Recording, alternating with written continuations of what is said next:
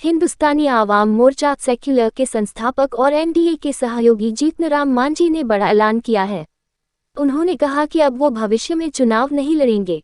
मांझी ने कहा कि 75 साल के बाद किसी व्यक्ति को भी चुनावी राजनीति नहीं करनी चाहिए। वैसे कुछ लोग हैं जो चुनाव लड़ रहे हैं, लेकिन मैं तो 79 साल का हो गया हूँ और ऐसे में चुनाव लड़ना मेरे सिद्धांतों के खिलाफ होगा। ऐसे में अब वो किसी तरह का कोई चुनाव नहीं लड़ेंगे। जीतन मांझी ने नीतीश कुमार के एनडीए के पाले में आने की संभावनाओं को बल देते हुए कहा कि लालू यादव और तेजस्वी यादव पहले ही नीतीश कुमार को पलटूराम कह चुके हैं।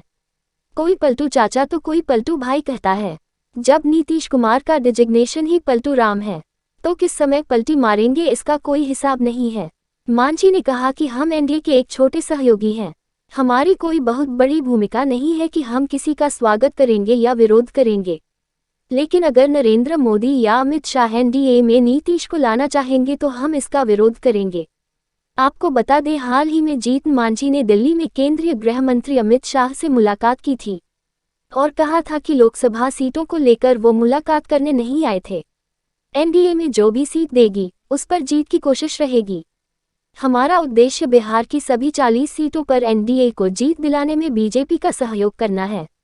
वहीं ठाकुर कविता विवाद पर जीतन मांझी का एनडीए से मतभेद सामने आया था, जहां बीजेपी ने आरजेडी सांसद मनोज झा का विरोध किया था और उनके बयान को जाति विरोधी करार दिया था।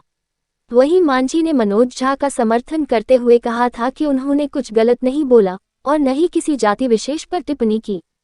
ये कयास लगाया जा रहा है कि जीतन मांझी भी अपने आप को राजनीति का बहुत बड़ा चाणक्य समझने लगे हैं। चुनाव न लड़ने की घोषणा बहुत बड़ी आकांक्षा की ओर इंगित करता है। कहीं न कहीं मन में बड़ी लालसा घर कर गया है, चाहे राज्यपाल का हो, चाहे बेटा को बड़ा स्थान दिलाने का हो या फिर कोई और बात दिल में हो। कुछ तो दिमाग में जरूर चल रहा है। अब देखना यह है लोकसभा चुनाव में मांझी का ऊंट किस करवट बैठता है।